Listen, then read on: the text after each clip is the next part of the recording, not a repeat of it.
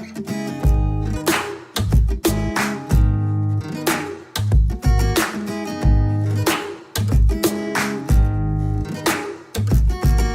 uyu mwaka w'imihigo dusoza kahize imihigo 107, harimo imihigo 28 yo mu nkingi y'ubukungu, hakabamo imihigo 58 yo mu nkingi imibereho myiza y'abaturage, ari nayo mihigo myinshi, tukagira n'ijyanye n'imiyoborere myiza n'ubutabera, imihigo 21.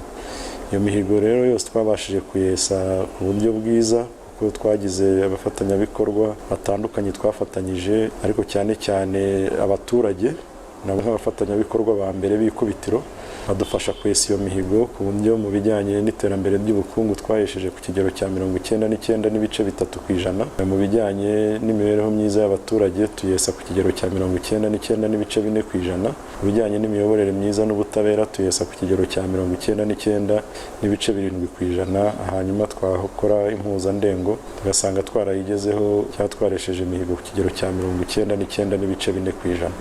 Twese tuba dufite gahunda y'ibikorwa tuba twarateguye, akarere rero kaduhuriza hamwe tukagira igenamigambi rimwe, noneho buri muntu akajya mu ngamba ku cyiciro cye, cyane cyane navuga yuko twibanda no ku bikorwa biba biri mu mihigo. Batwigisha kuva mu kajagari tugana mu guhinga bigezweho, mpinga imboga kandi nkabonamo umusaruro. Ntekeza ko imboga zimaze kunyigishiriza abana 2 bamaze gusohoka amashuri. Ubundi twahingaga insina z'inyarwanda za kera, ubu rero tugeze mu guhinga injagi. Nahawe amahugurwa ku bw'ibyo duhinga ku buryo bwa kijyambere, tworora ku buryo bwa kijyambere. Hari igikorwa cyiza leta yashyizemo imbaraga, akarere gafasha abaturage kubona ibikoresho by'ibanze bibafasha guhinga ku buso bunini kandi buhira. Hari n'abagiye bahabwa ubundi bufasha butandukanye burimo ibikoresho byo kuhira nka za solar panel zivana amazi mu bishanga, mu biyaga, bakabasha guhinga ku buso bunini kandi buhira. Ibyo byose nabyo byafashije abaturage kongera umusaruro ndetse no kwihaza mu biribwa n'ibijyanye n'imibereho myiza yabo n'iterambere. Ntago wampa akazi ngo unyemeze ngo uzajya umfata kuva mu gitondo kugera nimugoroba unkure mu buhinzi, kuko maze kubona inyungu yabwo. Rero ndashima cyane iyo nkunga leta yateye abaturage yo kubumvisha ko bashobora gushora imari mu buhinzi kandi ntibajyemo nk'amaburakindi, bakajyamo ari iterambere bashaka. Uyu muhanda ikintu tumariye nk'abahinzi b'umuceri, twagize amahirwe kuko mbere uyu muhanda utarakorwa ntabwo twabashaka kuva ku mbuga n'imodoka ntizabashaka kubona ahantu zinyura, ariko ubu ngubu imodoka ziragenda ku buryo n'umusaruro wacu uhita ugera ku nganda ku buryo bwihuse.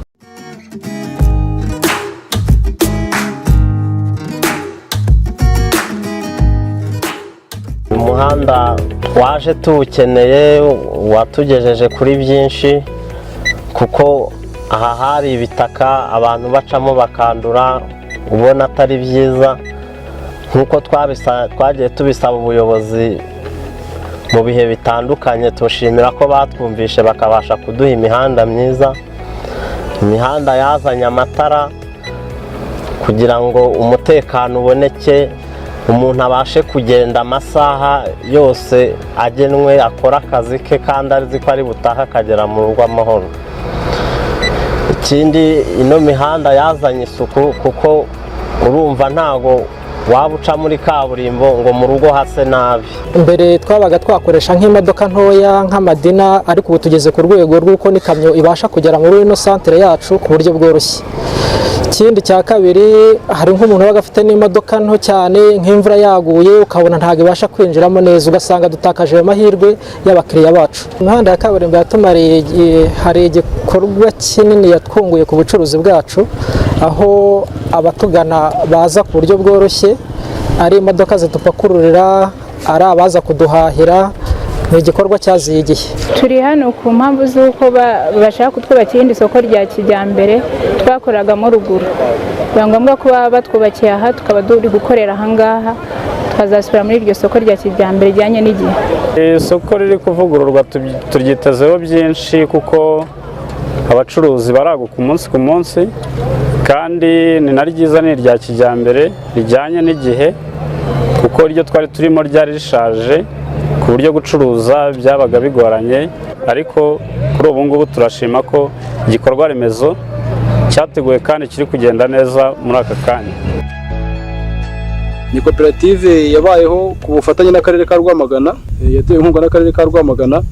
Urumva rero umunyamuryango hari icyo tugerageza kugenda tumufasha gike kibonetse, nubwo twari twahuye n'ikibazo tukamufasha kuba twamutangira mituweli umuryango yose, tukamwishyurira ejo heza ya buri kwezi, tukaba twagerageza no kumworoza amatungo yo mu rugo, umunyamuryango akakomeza kwiteza imbere. Uretse no kuba baraduhaye n'izo nka, bagiye baduhugura uburyo tuzigaburira, gukora ibiryo byazo, guhinga ubwatsi bwa kijyambere, hanyuma batwigisha no kwihaza mu biribwa duhinga uturima tw'imboga.